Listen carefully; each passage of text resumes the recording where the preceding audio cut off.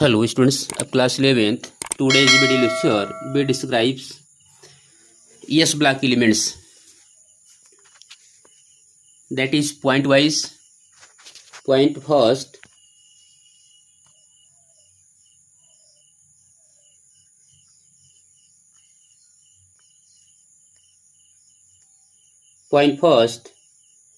S block elements consist of group first, that is alkali metals, and second alkaline earth metal.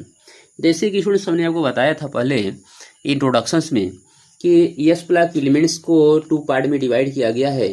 First A group first and second A. First A को also known as alkali metals और second A that is also known as alkaline earth metals.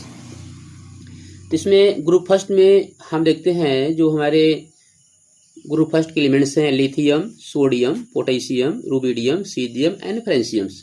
और group second के elements हैं beryllium, magnesium, calcium, strontium, barium, radium. तो students ये जो आप देख रहे हैं group first and group second elements जो यहाँ आपको शो किया जा रहा है, these R S block elements. ये दोनों एस ब्लॉक एलिमेंट्स हैं. अब इनका जो फीचर्स है, प्रॉपर्टीज है, जनरल प्रॉपर्टीज की अगर हम बात करें जनरल प्रॉपर्टीज, तो इसमें पॉइंट फर्स्ट देख रहे हैं हम एटॉमिक रेडियस. तो atomic radius of alkali metal are greater than alkaline earth metals. तो एल्कली मेटल के जो है एटॉमिक रेडियस, ये अगर कंपेरिजन हम करते हैं एल्कलाइन से, तो एल्कली का जो एटॉमिक रेडियस है वो एल्कलाइन से ग्रेटर है. स्टूडेंट्स जैसे आपने पीरियाडिक प्रॉपर्टी में आपने पढ़ा होगा कि जैसे अगर हम बात करते हैं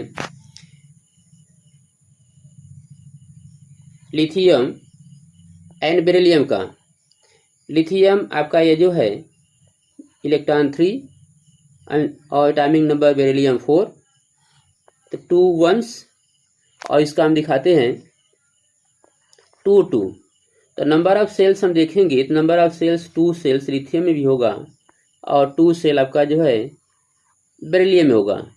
लेकिन इसमें हम दोनों देखेंगे क्या कि लिथियम में जो हम देखेंगे न्यूक्लियर पावर, इसमें लिथियम में जो प्रोटॉन्स है प्रोटॉन 3 है और बेरिलियम में जो प्रोटॉन्स है ये 4 है. तो इस तरह से अगर हम दोनों कंपेरिजन करेंगे तो नंबर ऑफ सेल तो दोनों में इक्वल है. 2 सेल लिथियम में भी है एंड 2 सेल आपका बेरिलियम भी है. लेकिन नंबर ऑफ प्रोटॉन्स जो है बेरिलियम में 4 है और लिथियम में 3 है. तो जो न्यूक्लियर पावर है, न्यूक्लियर अट्रैक्शन पावर है बेरिलियम का, ये ग्रेटर है किससे? लिथियम से. तो ऐसे कंडीशन में यह बेरिलियम का साइज स्मॉल हो जाएगा और लिथियम का साइज बड़ा होगा. तो लिथियम का जो एटॉमिक रेडियस हम बात करेंगे और बेरिलियम के एटॉमिक रेडियस से हम कंपेरिजन करेंगे तो लिथियम के एटॉमिक रेडियस जो ग्रेटर होगा इससे बेरिलियम का. तो इसका हम दिखाएंगे due to the nuclear charge, nuclear power. तो न्यूक्लियर पावर इंक्रीज होने पर स्टूडेंट्स आप लोग ध्यान रखेंगे कि अगर नंबर ऑफ सेल सेम है, जैसे हम यहाँ बात करें लिथियम में 2 बेरिलियम में 2, नंबर ऑफ सेल अगर सेम है तो ऐसे कंडीशन में साइज के लिए हम इफेक्टिव न्यूक्लियर चार्ज देखते हैं. तो इफेक्टिव न्यूक्लियर चार्ज जिसमें ग्रेटर होगा उसका साइज उतना ही स्मॉल होगा. तो greater effective nuclear charge, smaller size. तो ग्रेटर इफेक्टिव न्यूक्लियर चार्ज हमको बेरिलियम में 4 मिल रहा है, इसलिए बेरिलियम का साइज लिथियम से स्मॉल होगा. चलिए नेक्स्ट पॉइंट हम आते हैं. Next points hydration enthalpy.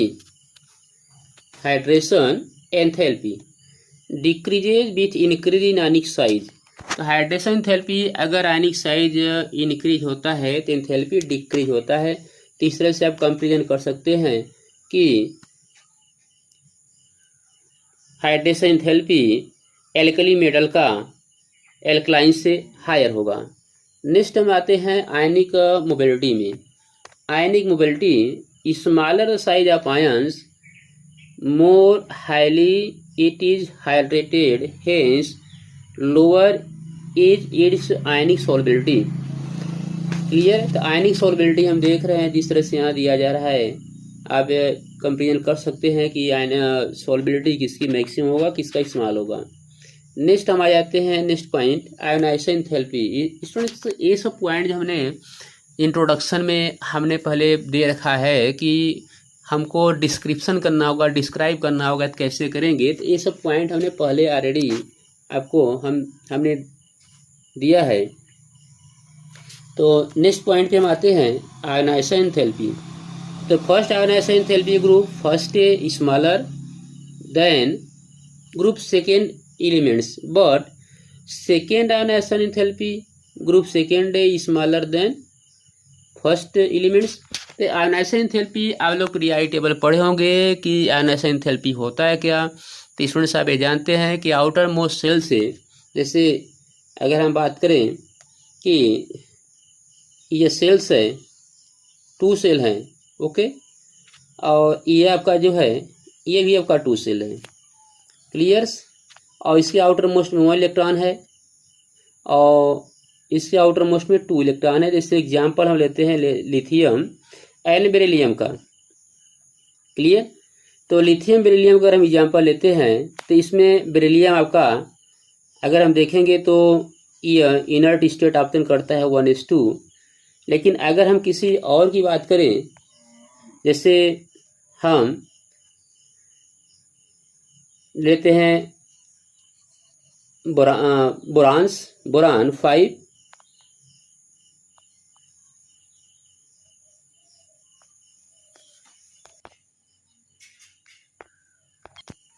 हाँ स्टूडेंट, जैसे हम बात कर रहे थे ग्रुप फर्स्ट ए का, जैसे अगर हम यहाँ एग्जाम्पल में लेते हैं sodium 281 and magnesium second A, group second A का एलिमेंट है 282। तो ऐसे कंडीशन में अगर हम देखेंगे तो जो फर्स्ट आयोनाइजेशन एंथैल्पी सोडियम का है, इस इलेक्ट्रॉन को निकालना बहुत आसान होता है, क्योंकि इसमें नंबर ऑफ प्रोटॉन्स हम देखेंगे 11 होगा, और मैग्नीशियम में नंबर ऑफ प्रोटॉन जो है 12 होता है, और नंबर ऑफ सेल दोनों में क्या है, similar, number of shell same है। तो इसलिए अगर हम देखेंगे तो फर्स्ट आयोनाइजेशन एंथैल्पी सोडियम कम होगा, किससे, मैग्नीशियम से। तो सोडियम का 1 इलेक्ट्रॉन अगर हम बाहर निकाल देंगे तो अब ये इनर्ट स्टेट आप कर लेगा, और मैग्नीशियम का अगर 1 इलेक्ट्रॉन हम बाहर निकालते हैं तो इसके आउटर मोस्ट में 1 इलेक्ट्रॉन यहाँ बचेगा, ठीक है। इस तरह से लिथियम का जो सोडियम का जो सेकेंड आयोनाइजेशन एंथैल्पी है वही हो जाएगा किससे, देन मैग्नीशियम। तो इस तरह से आयोनाइजेशन एंथैल्पी को हम बहुत ज़्यादा डिस्क्राइब नहीं करेंगे, क्योंकि आयोनाइजेशन एंथैल्पी आप लोग पीरियोडिक टेबल में कंप्लीट इसको पढ़ चुके हैं। आ जाते हैं हम फ्लेम कलरेशन। तो due to low ionization enthalpy s block elements and their salts impart characteristic colour of oxidizing flames except beryllium and magnesium. तो स्टूडेंट्स यहाँ जो आप देख रहे हैं कि जो आयोनाइजेशन एंथैल्पी लो होने से एस ब्लैक एलिमेंट का और उनके जो साल्ट्स हैं तो ये कलर ऑक्सीडाइजिंग होने पर कलर शो करते हैं, जिसमें बेरिलियम मैग्नीशियम इसमें सेक्शन में आता है। Beryllium and magnesium do not show flame colouration because they have small size and very high ionisation enthalpy. Beryllium और मैग्नीशियम जो है इनका यही 2 रीजन्स है, 2 रीजन्स हैं कि साइज इनकी स्मॉल्स होते हैं और वेरी हाई आयोनाइजेशन एंथैल्पी होता है। चलिए हम आते हैं नेक्स्ट पॉइंट, रिड्यूसिंग करेक्टर्स पे। रिड्यूसिंग करेक्टर, तो स्टूडेंट्स आप जानते हैं कि रिड्यूसिंग हम उसको कहते हैं जिसका इजीली ऑक्सीडेशन हो जाए। अब ऑक्सीडेशन हम उसको कहते हैं जो इजीली इलेक्ट्रॉन रिलीज करे। तो due to large negative electrode potential alkali metals and stronger reducing agents the alkali metals than alkaline earth metals. तो इसमें अगर हम कंपेरिजन करेंगे, जैसे यहाँ आपको दिया गया है कि due to large negative electrode potential alkali metals are stronger reducing agent than alkaline earth metals. तो इस तरह से जो एल्कली मेटल है, एल्कली मेटल्स ये स्ट्रांगर रिड्यूसिंग एजेंट है किससे, एल्कलाइन अर्थ मेटल से। या इससे आप ये समझ सकते हैं, जैसे अगर हम सोडियम की बात करें और मैग्नीशियम, तो सोडियम जो है अपना 281 दिखाते हैं, इसको 282 दिखाते हैं। तो सोडियम अपना 1 इलेक्ट्रॉन इजीली जो है रिलीज कर सकता है, और मैग्नीशियम के जो इलेक्ट्रॉन्स हैं इसमें से 1 इलेक्ट्रॉन ये इजीली रिलीज नहीं कर पाएगा कंपेरिजन देन सोडियम। तो ऐसे करने जो इलेक्ट्रॉन इजीली रिलीज करता है उसको हम ऑक्सीडेशन कहते हैं, क्लियर। और जिसका इजीली ऑक्सीडेशन होता है, जैसे हम यहाँ दिखा रहे हैं Na, तो यह हो गया आपका Na प्लस इलेक्ट्रॉन्स। तो इस प्रोसेस को हम कहते हैं ऑक्सीडेशन। और सोडियम क्या कर रहा है कि अपना इलेक्ट्रॉन इजीली रिलीज कर रहा है, क्योंकि इसका आयनाइजेशन पोटेंशियल क्या होता है, कम होता है। क्लियर। तो ऐसे कंडीशन में जो इलेक्ट्रॉन रिलीज करता है ऑक्सीडेशन, उसको ऑक्सीडेशन कहते हैं, या ऑक्सीडेशन हो रहा है। अब ऐसे एजेंट को हम कहते हैं रिड्यूसिंग एजेंट। तो जिसका इजीली ऑक्सीडेशन होता है वह स्ट्रॉन्ग रिड्यूसिंग एजेंट होता है। तीसरा से आपका जो है जो एल्कली मेटल्स है ये स्ट्रॉन्ग रिड्यूसिंग एजेंट का वर्क करते हैं comparison than alkaline earth metal से। चलिए इसके बाद हम आते हैं reactivity toward airs. Lithium react with oxygen produce lithium oxides. वैसे आप जानते हैं कि मेटल जो है metal react with oxygen for metal oxide. Metal oxide के हम शॉर्ट में MO लिखते हैं। ओके, तो MO और MO2 भी दिखा सकते हैं। तो मेटल ऑक्साइड का जो नेचर होता है वो बेसिक होता है, जैसे आप यहाँ देख रहे हैं M+O2 = MO2। इसमें मेटल आपका क्या है, potassium, rubidium, caesium metal, super oxide etcetera. तो यहाँ जो है सुपर ऑक्साइड का फॉर्मेशन होगा, लेकिन यहाँ जो है आपका सिंपल ऑक्साइड बनता है। Reactivity towards water. अब स्टूडेंट्स आप जानते हैं कि अगर जो मोर रिएक्टिव मेटल्स हैं, अगर मोर रिएक्टिव मेटल्स को अगर हम वाटर में ड्राफ्ट कर, जैसे वाटर है इसमें मोर रिएक्टिव मेटल सोडियम को ही ड्राफ्ट कर दें, तो ऐसे कंडीशन में सोडियम क्या करेगा, वाटर से रिएक्शन करेगा और हाइड्रोजन गैस का रिलीज करता है। ये ऑलरेडी आपको मालूम ही है कि metal react with water, metal react with water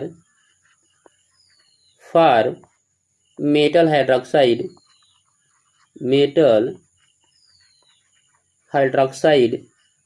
plus hydrogen.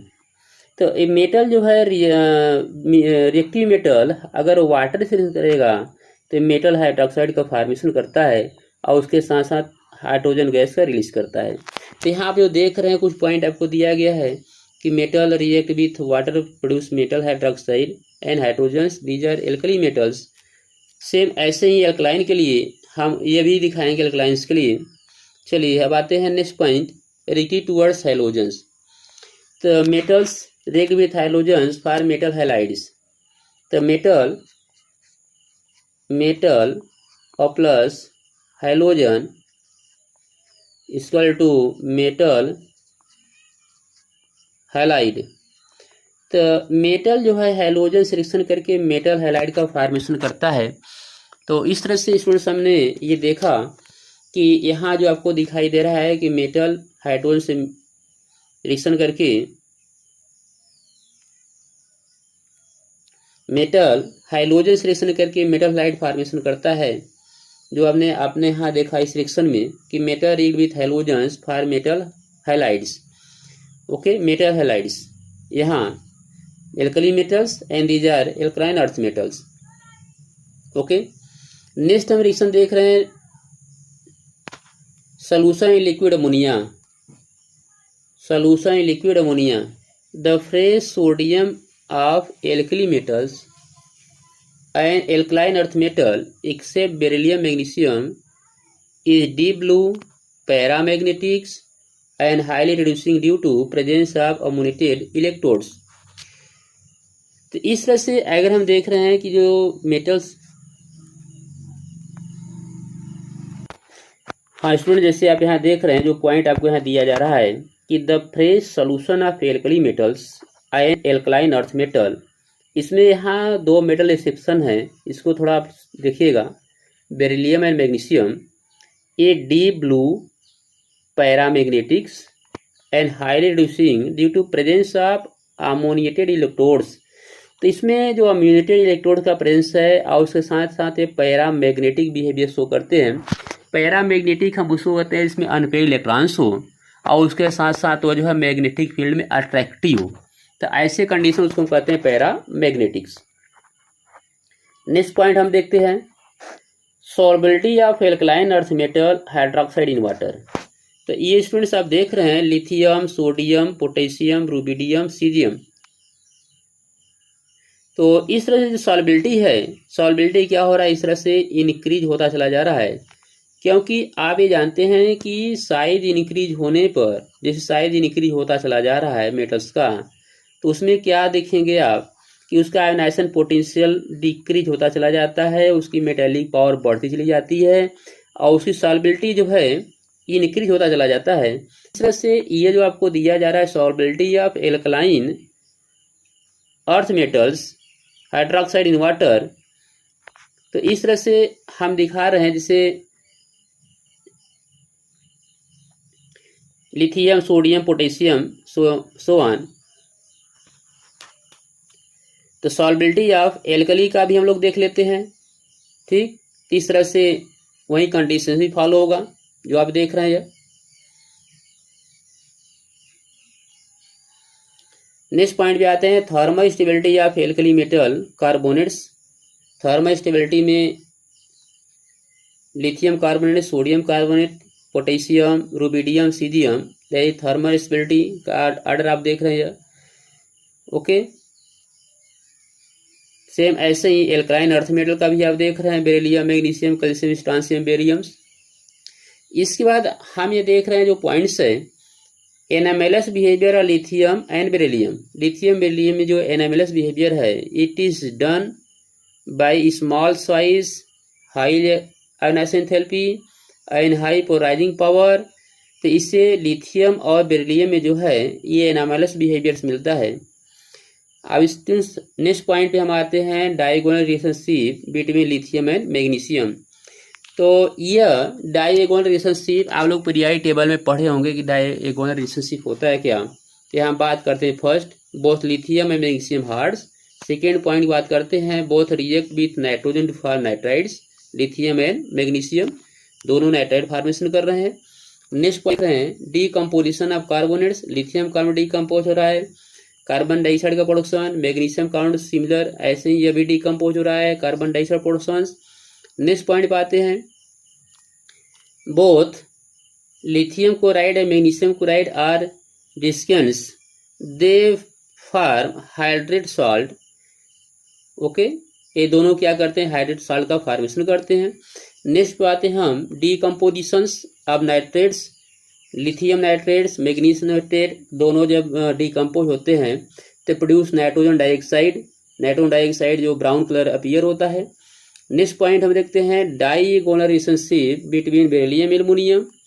Beryllium aluminium का diagonal relationship, point first, both are passive to acids due to formation of oxide layer.